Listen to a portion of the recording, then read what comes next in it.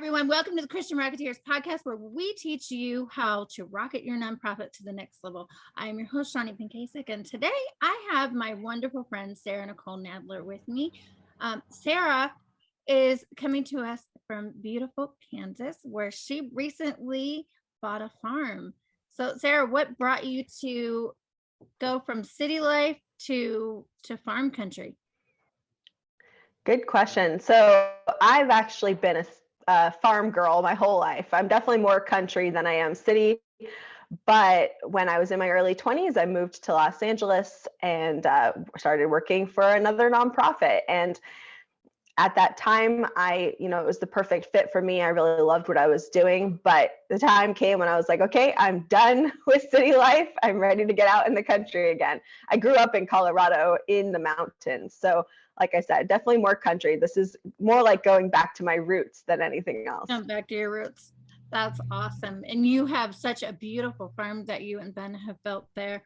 For those who don't know you, why don't you tell us a little bit about yourself, your husband, and kind of what you guys do together? Sure. So my name is Sarah Nicole Nadler. Like Shawnee said, I am a licensed financial advisor. I work with business owners and help them escape the worker bee lifestyle and become financially free. And I also am the very proud owner of a charitable organization called MATCH. MATCH stands for Making Advocacy the Force for Change in Human Rights. And I can tell you the story of how I got into that, but essentially what we do at Match is we take our free human rights curriculum, which is sponsored by Youth for Human Rights, and we bring it into schools, churches, community groups, and we educate youth on how to stand up for their human rights without violence. So most of these kids, in fact, most adults can't name their 30 basic human rights. Mm-hmm. So first we teach them what those rights are. And then once they know what they are, as you've seen in recent history, it's important to know how to stand up for your rights without rioting and bashing your neighbors' homes and businesses. So we give them tools to actually create change without violence. Yeah, because violence gets us nowhere. I think of the cities that get destroyed with people being angry and upset that they feel no power, but really the violence just breeds more violence. It's the peaceable actions that what you do with your organization that helps bring about that change. So when you started your nonprofit, where did that inspiration come from? So it was early 2017. I don't know if you remember, but at that time, there were a lot of riots around the US, just like there have been recently. And at that time, it was because of the shooting by a white cop in Texas of a young Black youth. And I, being a person of privilege, I grew up in a wealthy American family. I am white, or at least I look very white. I am actually Hispanic, but that's irrelevant, right? In terms of privilege, I appear white, and that's the kind of privilege that I am given. And so I felt a need at that time, seeing what was going on around me, to raise my voice and say something. And I was powerless. I was a waitress at the time, getting myself through school by, just odd jobs and whatnot. And I didn't feel like I had any ability to speak up for people around me, or, the human rights violations that I was seeing. And so I decided that the one skill I did have was storytelling. I am a published author now. At the time, I was not. I had just one book published at that time.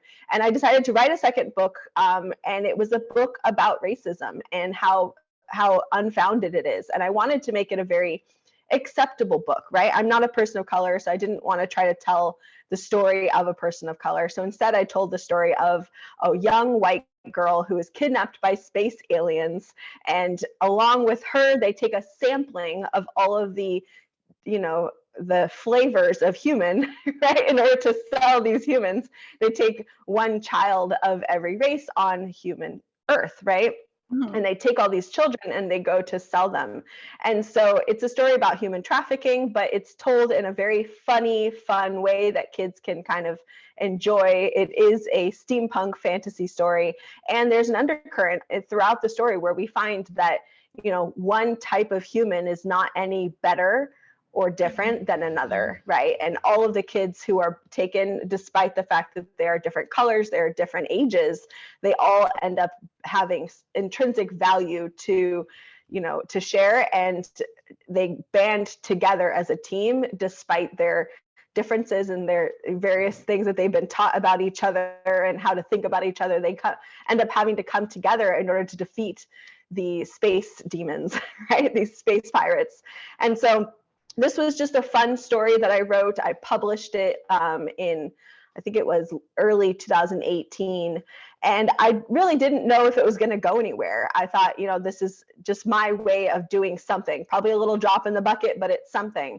And I sent it out to my readership, and it exploded, Shawnee. It exploded. And ironically, it did not explode here in the United States. It actually exploded worldwide. And I found myself being barraged by readers in various different countries, particularly in African countries, asking for copies of the book, asking for the next book, and expressing to me how much the message of that book meant to them. Yeah. And so that was when I connected with Youth for Human Rights, and I learned all about the free curriculum that they give. They have booklets, they have, curriculum for teachers and educators to bring into schools. They have video PSAs about all of the 30 different human rights.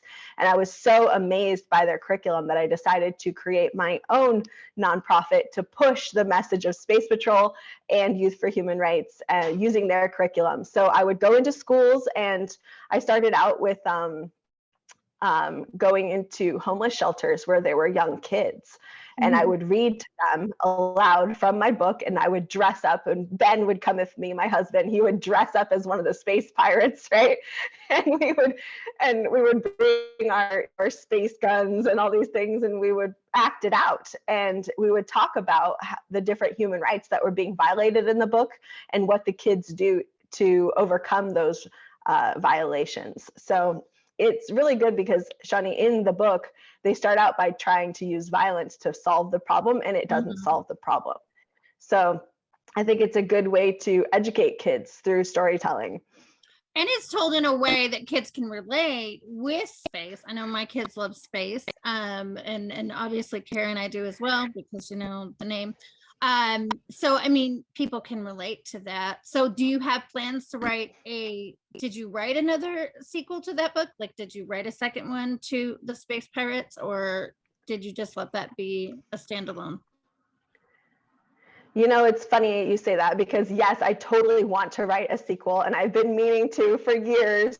But as I said, this nonprofit kind of took on a life of its own. We now have a presence in 13 countries, and funding that and organizing that and making sure our volunteers have the curriculum and have a copy of the book, the one book I did write, that has kind of occupied so much of my time that I haven't really sat down to write the next book. So I do intend to someday. Not to mention you don't have enough hands with business and to do everything we do. We really need to duplicate Sarah and just have clones of her so she can run around and do everything she needs to do. So what has been your biggest struggle? You mentioned that you've expanded to 13 countries. You've got to get this material out to all these people. What's been the biggest struggle in that? Has it been funding, or is it in the beginning stages? Was it the overwhelm? What was your biggest obstacle that you feel? That's such a good question. So in the beginning, like I said, I published the book in 2018. That's also the year I graduated, and I went out and got my first corporate job as a business consultant. So I had gone back to school to get my degree. I got a job in this prestigious consulting firm, and I consulted for a year. And during that year, that same year, is when I published the book and everything started to explode. So my life was obviously very busy. I was working full-time as a business consultant and also starting this nonprofit on the side. And I did close to 300 hours of volunteer work in the community that year alone. So you can imagine how my life looked that year. It was a little bit crazy. But what's interesting was the first struggle I really ran into, as you mentioned, was fundraising. I had no idea how to fundraise. I was really struggling to get donations from anybody except my friends and family. I didn't know how to write a grant. I didn't know how to really do this. And so what I did was, after a year, I went to my boss and said, hey, I have this wonderful nonprofit. Would you be willing to make a donation? And they said no. And I said, all right, well, would you be willing to give me a raise? I've worked here successfully for a year. I had turned 5 of my clients into $1 million business owners in that year. So I definitely had, the stats to back it up. And I said, I'd like to have a raise so that I can continue my work, and at least I'll be able to fund this nonprofit more myself. And they said no. So I actually ended up quitting my job at that point and going out and starting my own online business. So that, I would say, was my biggest struggle, was finding support in the beginning. And luckily I found a way to overcome that, but it was a huge struggle in the beginning, was finding reliable volunteers and finding funding. So what advice would you give someone in looking for volunteers? What qualities would you look for a volunteer to come alongside you? So the first thing I will say is mission is obviously the most important thing. You don't want to find a volunteer who's just like, oh, I have nothing better to do, right? You want to find volunteers who are just as passionate about the work that you do as you are, because that passion is what's going to keep them motivated, right? We get letters from our kids all the time. We get pictures sent to us from volunteers all around the world. And when my team sees those photos and they read those letters, that's when they double down, right? That's when they go, okay, my own first world problems, I'm going to put those aside and keep helping, because these kids, they have bigger problems than we do in a lot of instances, right? So I think that that's the most important thing, is making sure that your volunteers are on the same page in terms of their passion for the work that you do and their desire to see your mission come to fruition.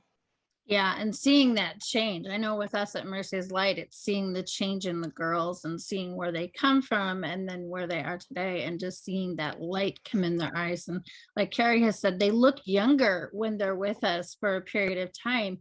They go from looking older to actually starting to look their age, which is incredible, because you see the trauma and stuff that they've been through, and it's just heartbreaking, but it's amazing to see the life change.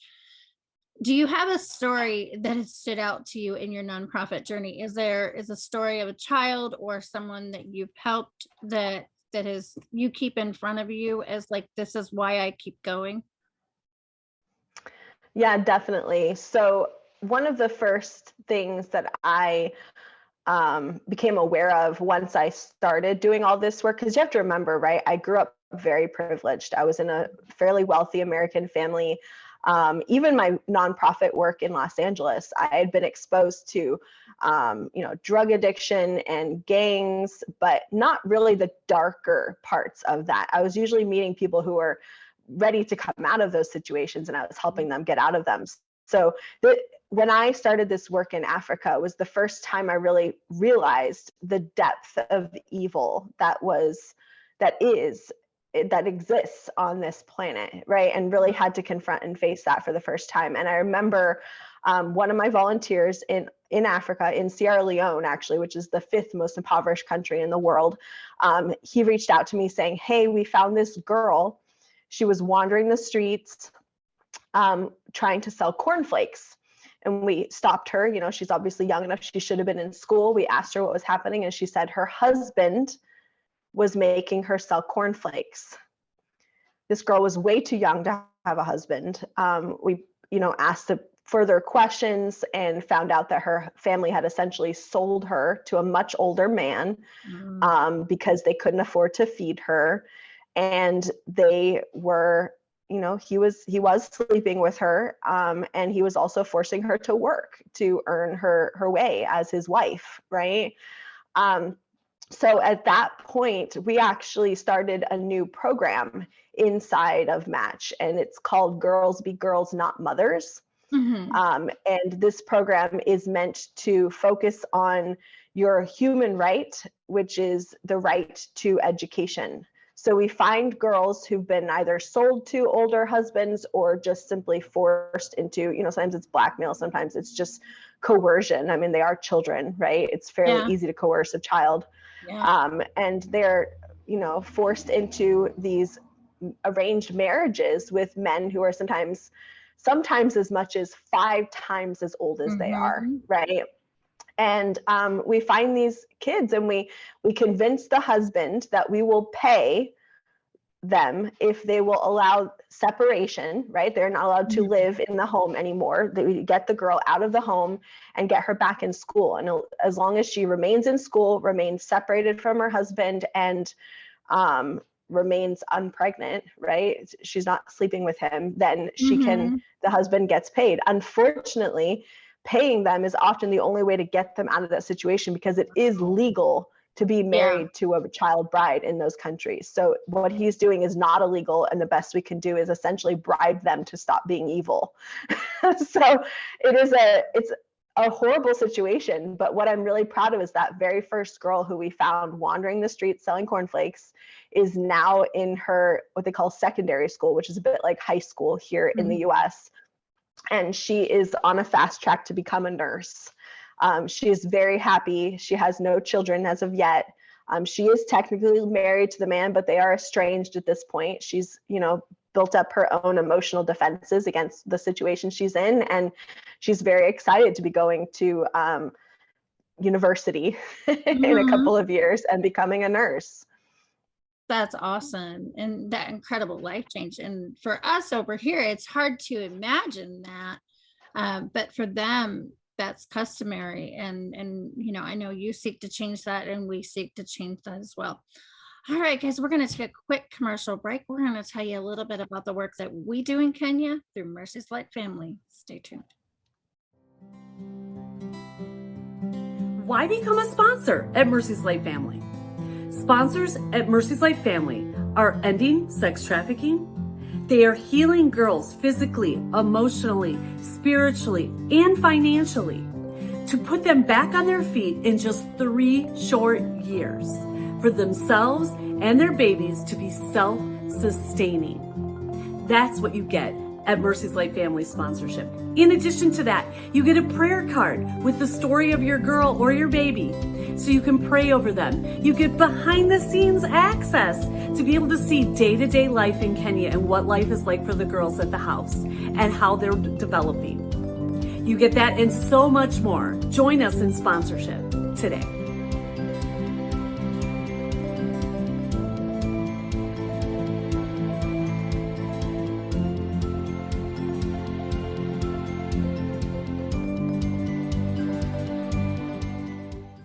Hi, everybody. Welcome back to the Christian Rocketeers podcast, where we impart, inspire, influence, and impact your Christian nonprofit to skyrocket to the next level. I am your host, Shawnee Pankasek, and I'm here with my friend and financial business consultant, Sarah Nicole Nadler. Sarah has her own nonprofit, and I'd love for you to go back, if you just tuned in, to listen to how she got started and where her journey is right now. So we're going to talk about, so Sarah, you outlined your journey. And the struggles of a nonprofit owner are sometimes overwhelming, because you need to get volunteers, you need to have the funding, you need to have the organizational systems.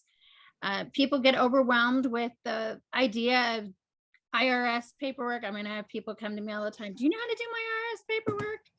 I'm like, it's not as hard as you think. You're kind of overthinking it. So when you think of all of that, what is your biggest struggle in the nonprofit journey? Because you handle it very well. I think this biggest struggle I have now is, again, just my dream outpacing the time and funding that I have. Like, we've gotten to the point where we can consistently get funding. We've gotten to the point where we can consistently get volunteers, but my ambitions are always larger than what we're doing now. I'm always going, okay, where's the next 10x target? And luckily, I have volunteers who think the same way. But even they sometimes go, okay, Sarah, like, give us a break now. So I have to sometimes remember that Rome wasn't built in a day. Even the Lord took 7 days to build the earth, right? So, like, I don't have to do everything today. It's all right to rest on Sundays and kind of give myself grace, I guess. But I do feel like I was sort of born with a fire underneath me. So I have to curb that sometimes and learn to monitor the heartbeat of my team. I think that's part of becoming a good leader, is knowing how to identify when your team needs a break and when you need to let off the steam a little bit. Yeah. So when you talk about dreams for the future, what does that look like? Because I know you dream big. So does that look like schools built? Does that look like hospitals? What does that look like for you? I mean, I'll be honest with you, Shani, the 30 basic human rights as written in the Universal Declaration of Human Rights by the United Nations states that we have a right to a fair and free world. So I'm going to go there and say that that's actually my goal. It's not just the schools. It's not just the hospitals. It's not just the changed laws. It's a fair and free world. And do I expect that that's possible within my lifetime? No, which is why I'm building a nonprofit that I hope I have built correctly so that it will last much longer than me, because I think that the legacy I want to leave behind is that there is a road to a fair and free world. And that's what I'm trying to do, is I'm trying to pave a road that other, probably much greater people than I will then walk to actually arrive at a fair and free world. So so we talked about the girl with the cornflakes, which I cannot even fathom that story. What's been your biggest success story that you've seen?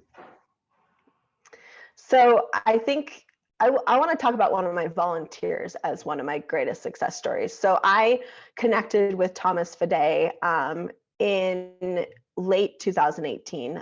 As I said, this whole thing had just exploded. I was working frantically. I was working 40 hours for my business, or not my business, for my job at the time as a business consultant. And I was also doing 300 plus hours that year as a volunteer in my own community.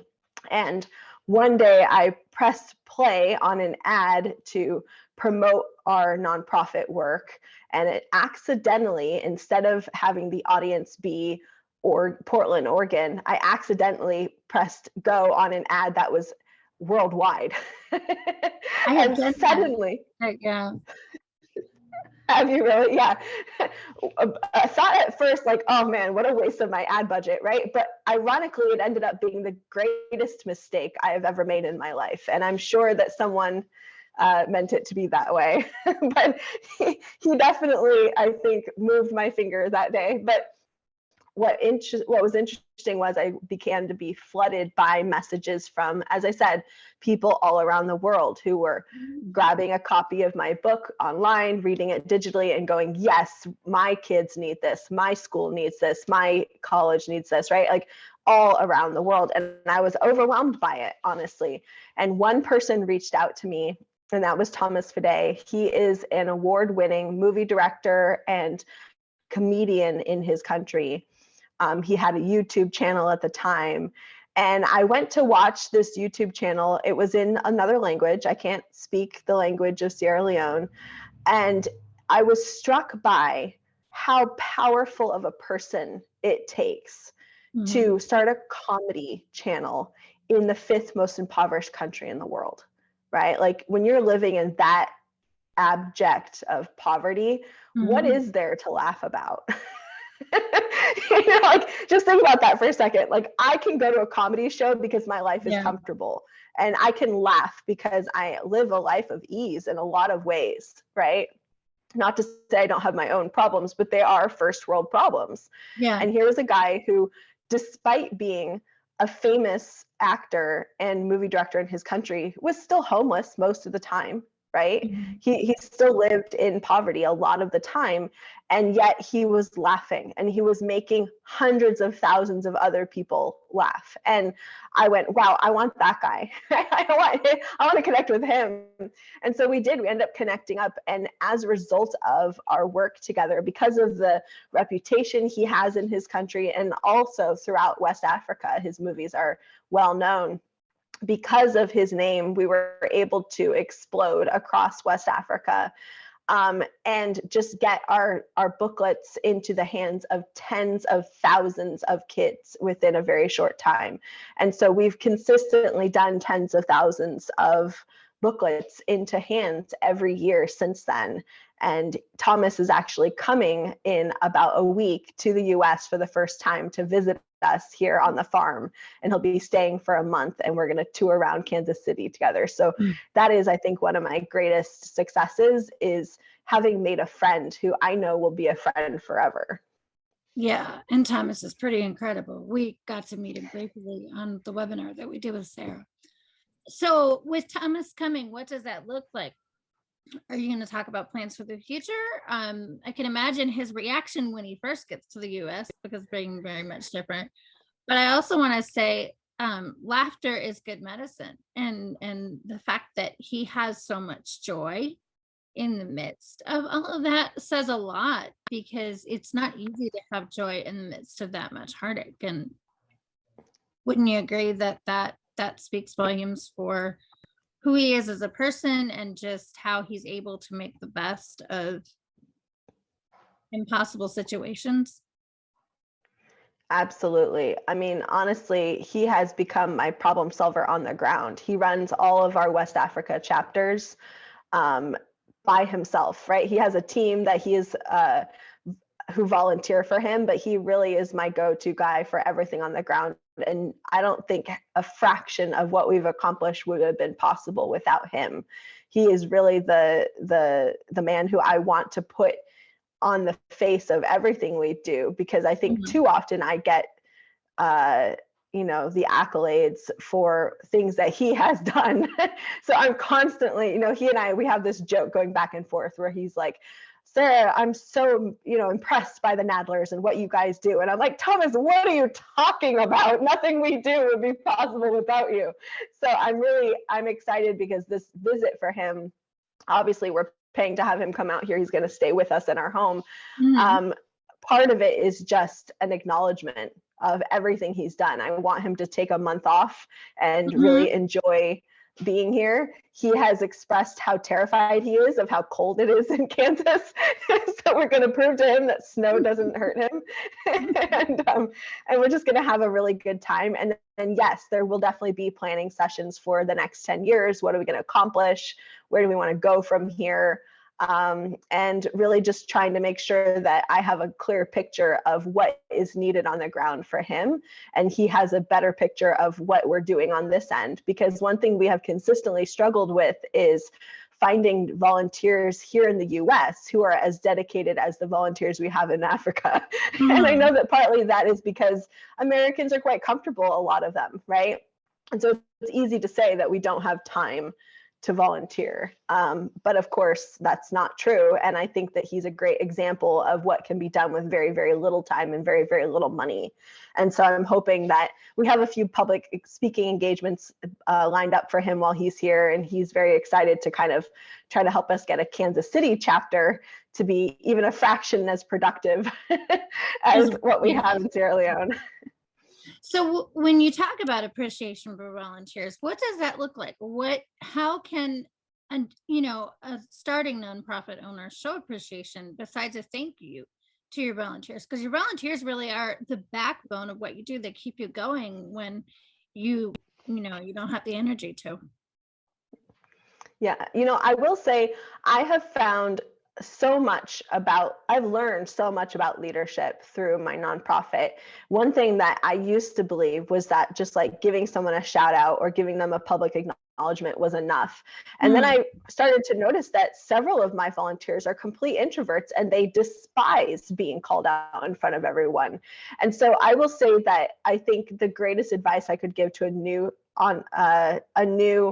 nonprofit leader is get to know your team. Right? Like at this point, I have enough volunteers. I literally have to keep a spreadsheet. So I have a spreadsheet that has everybody's name, their contact information, and then what they like, something to remind me of what they're into, right? So some of them, the acknowledgement I give them is a very private one, and it's a thank you so much. It's a personal letter that's written to them.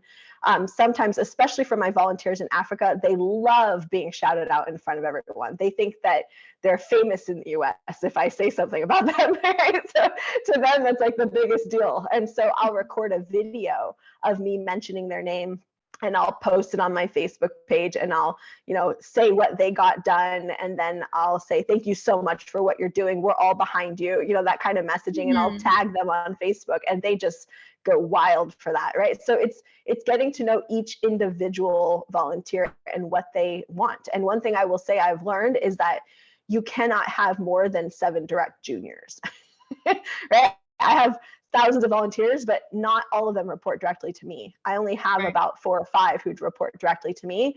And then each of them has about 4 or 5 who report directly to them. And then, it goes, and it filters out from there. Yeah. And I think that that's very important, is having a structure in place so that you don't have thousands of volunteers who are all complaining about the fact that you didn't personally acknowledge them.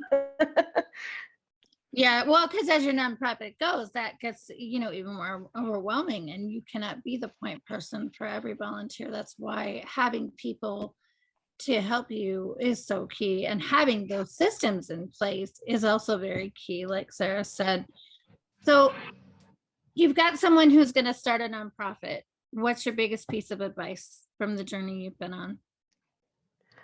I would actually say my biggest piece of advice is do the work yourself first.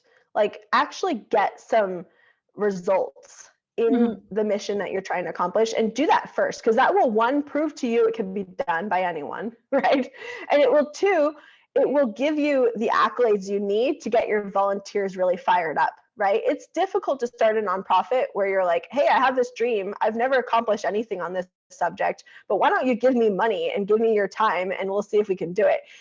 Very few people are going to want to donate in that scenario. Very few people are going to want to volunteer much time in that scenario. So you're much better off starting small and picking one goal that you can accomplish, and accomplishing it yourself personally or with a few family and friends. And once you've gotten that done, now turn around and say, hey, look, I've got a story to tell of how I accomplished XYZ. Why don't you donate? Why don't you volunteer? And we can go do 10 times as much. And just, start at grassroots at first. Yeah, grassroots is good.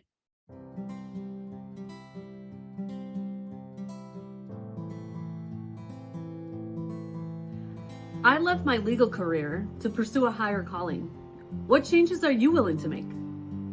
My name is Carrie Reichardt, and I'm a rising star lawyer by the Milwaukee Magazine.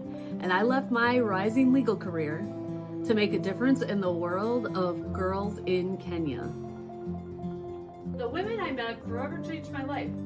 I returned to my job and I realized it no longer served me.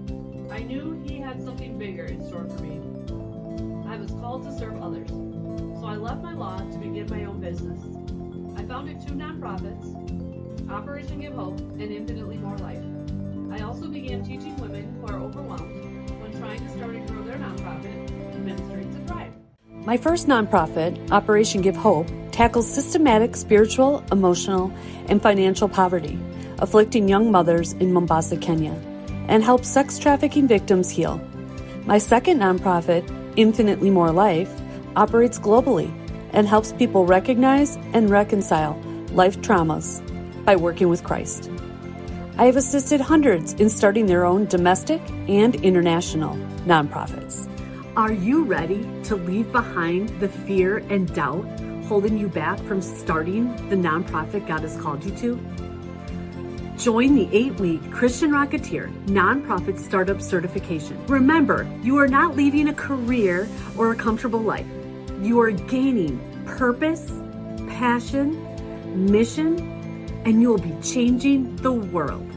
Join us today. What's been your biggest takeaway from the journey so far? Is it serving first, because you started off serving to get to where you are in your nonprofit? Is it just find a need? I think my biggest takeaway has been humility, realizing that as productive as I think we've been, there's a lot more that needs to be done, right? Realizing as large as we've gotten, we are a drop in the bucket for planet Earth, right? There are 8 billion people on this planet, and a good number of them live in poverty. A good number of them are in situations that I would consider to be a violation of human rights, Yeah. and that they would consider to be a violation of human rights, which is more important than what I think.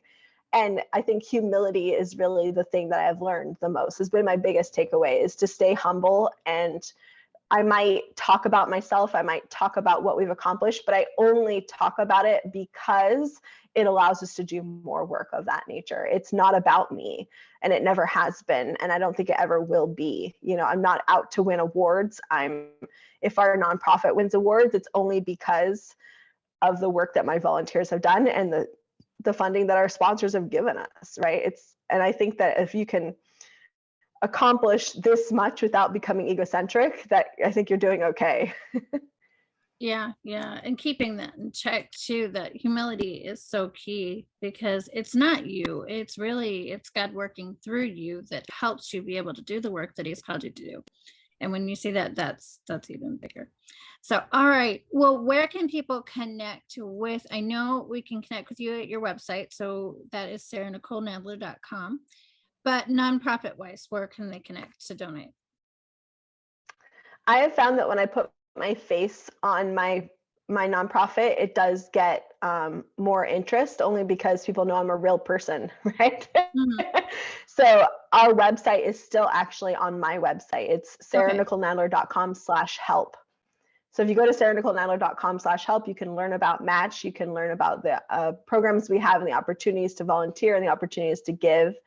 And yeah, that's the best place. I'm also all over Facebook. I'm a daily Facebook user, so you can feel free to find me there, Sarah Nicole Nadler, and I would be happy to connect with you. Yeah. And if you need business advice, she's the perfect person for that as well. So we hope Thank you you. enjoyed this episode of the Christian Rocketeers podcast. We will see you again next week. And also, if you need coaches, check out christianrocketeers.com. Have a great day.